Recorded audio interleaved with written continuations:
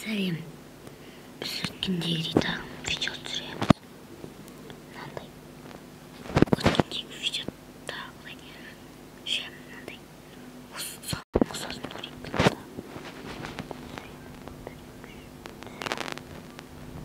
Сәлем достар, сіздермен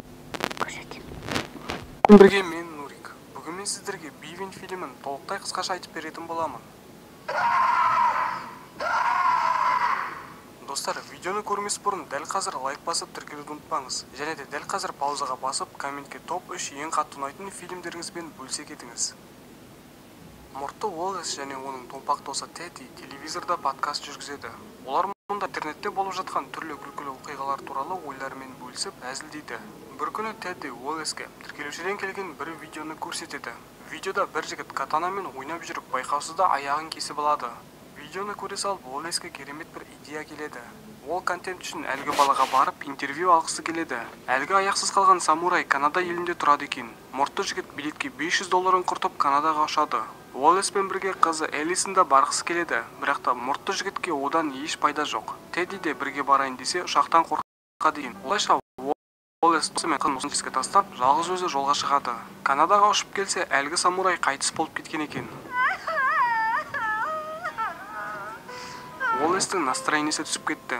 Не істерін білмей қалған ол жақын жердегі бір барға кіріп, Теддиге соғып жағдайды түсіндіреді. Бірнеше бөтелкеден соң Уоллес әжетханаға келеді. Бұл жерден ол бір хабарландыруды оқып қалады. Қағазда: егер сен маған өзіңнің қызықты оқиғаларыңды айтып көңілімді көтеретін болсаң, сені бір түнге үйімде тегін қондырамын деп жазылған екен. Біздің Уоллеске де керегі осы еді. Ол әлгі адаммен телефон арқылы сөйлесіп, мекен жайды біліп алып, бірден жолға шығады. Жолда ол дүкенге кіріп, пластик стаканға толтырып соқ құйдырып алады. Ол сатушыларға келіп, әлгі адам айтқан үйдің қай бағытта екенін сұрайды. Уақыт өте келе Уоллес әлгі үйді табады. Үй шетте орналасқан. Әлгі хабарландыруды іліп кеткен осы шал екен. Ол үйде жалғыз тұрады, және де арбасына қарап инвалид екенін білеміз. Уоллес шай ішіп отырып шалдың жастегі оқиғаларын тыңдайды. Мұртты жігіт әзілдеп шалдың сөзін қайта-қайта бөле берді. Бірақ та шалға бәрібір. Ол тоқтаусыздан балалық шағындағы оқиғаларын айтып береді. Сөзіне сенсек, оның ата-анасын біреу көз алдында өлтірген, және де балалар үйінде оны зорлаған екен. Содан соң шал бір кемеде аспаз болып жұмыс жасағанын айтты. Күндердің бір күні оның кемесі Камчаткаға жақын бір жерде суға батып кетеді. Ол апаттан жалғыз өзі аман қалады. Салқын суда кругпен жүзіп жүргенде оны бір морж құтқарып алыпты. Морж оны өз аралына әкеліп тамағымен бөлісіп жылытқан екен. Шалды тыңдап отырған Уоллес ұйықтап қалайын деп әрең отыр. Сөйтсе шайға ұйықтататын дәрі қосылған екен. Уоллес шайға дәрі қосылғанын біліп қойды, бірақ та бәрі кеш. Ол сөйлеп тұрғанда есінен танып құлайды. Уоллес мүгедек арбасында оянады. Оның аяғы көрпемен жабылған. Шалда жақын жерде жүр екен. Ол келе салып, кеше сені улы өрмекші шағып алыпты. Мен дәрігерлерді шақырдым. Олар келгенше сенің аяғыңдағы у ісіп кетіпті. У денеңе тарамас үшін олар сенің аяғыңды кесіп тастады дейді. Уоллес мұны біліп шок болды. Ол шалдың айтқанына сенбей, жақындарына соқпақ болып телефонын сұрайды. Бірақ та шал тағы өтірік айтып, ақыры телефонды бермей қояды. Тамақ ішіп отырып, Уоллес шалдың өздігімен жүре алатынын көреді. Шал мүгедек арбасына өзін өтірік бейшара қылып көрсету үшін отырған екен. Уоллес мені босат деп айқайлайды. Шал оны мүлдем тыңдамады. Бірде Уоллес үйде арбамен жүріп телефонның дыбысын естиді. Арғы жақта оған Элисон соғып жатыр екен. Қыз бірнеше күн үн-түнсіз жоғалып кеткен. Жігіт телефонға енді жете бергенде қыз трубканы қойып тастайды. Уоллес қайтадан соқты, бірақ қыз көтермеді. Содан соң сообщение жазып жібереді. Уоллес досы Теддиге соқты. Тедди көріп тұрса да телефонын көтермеді.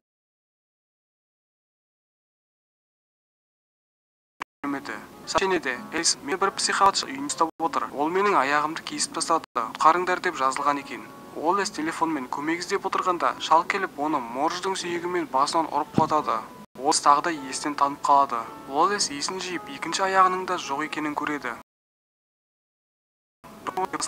Және де тістерін жұлып, ол жануарлар секілді тек айқайлай алады.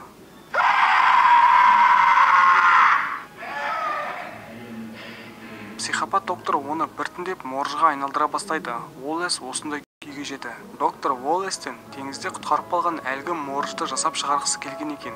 Подвалда шай ішіп отырып айтқан әлгі аралға ұқсатып жасатыпты. Шал жігітке Бивен деп ат қойып морж қылып тәрбиелей бастайды. Психопат шал оны күштеп жүргізіп үйретеді. Байғұс Уоллест шалдың қолынан өлген басқа ондаған морж адамдардың мәйітін көріп шошиды. Бұл уақытта Уоллестің досы мен қызы Канадада оны іздеп жүреді. Американдық полицейлер оларға көмектеспегесін жергілікті полицейлер келіп көмек сұрайды. Олар Уоллест болған барға келеді және де прокатқа көлік алатын жерге келіп тұрды. Олардан ешқандай қуанарлық хабар болмады. Жігіт пен қыз Уоллест өліп қалған шығар деп ойлайды. Уоллест өмірде көңілді, әзілқой жігіт болғандықтан канадалық полицей бұны Уоллесттің бір әзілі шығар деп сенбейді. Полицей Тедди мен Элисонға жоғалған американдықтарды іздейтін бір детективтің номерін беріп, ары қарай ештеңе істемейтін детективті жолдады. Сөйтсе, бұл детектив әлгі белгісіз маньякты көптен бері іздеп жүр екен. Детектив соның кесірінен әйелінен, жұмысынан, ұйқысынан айырылған екен. Соған қарамастан әлгі маньякты іздеуін тоқтатпапты. Аяғы жоқ, қолдары денесіне тігілген адамдардың өлі денесін көптеп кездестіріпті. Элисон мен Тедди оны Иисус деп ойлап енді кетейін деп жатқанда, детектив олар бүкіл адам барып айтады.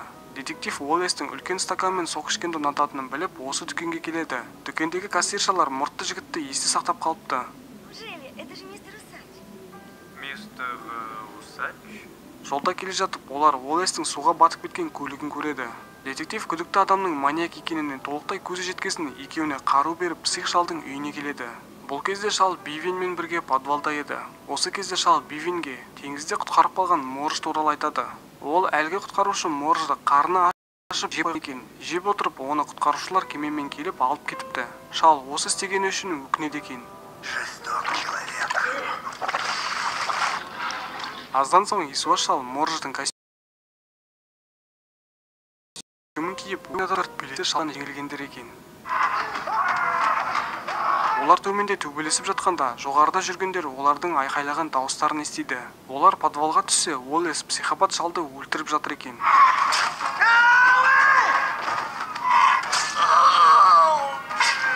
Тедди мен Элисон шок болды. Уоллест кәдімгі адамнан есін жоғалтқан мылқау құбыжыққа айналып кетіпті. Детектив Бивенді атып өлтіргісі келді. Арада бір жыл уақыт өтті. Тедди мен Элисон бір зоопаркқа келеді. Элисонның қолында газетпен оралған бір нәрсе бар. Олар қоршаумен жабылған бір жерге келеді. Келсе морж жоқ. Элисон қағаздан балық шығарып үйшіктің жанына лақтырады және де Уоллест деп жара бастайды. Морж үңгірден шығып балықты жей бастайды. Қыз оны жақсы көретінін айтады, бірақ та мақұлыққа бәрібір. Достары кеткен соң морж жылап жіберді.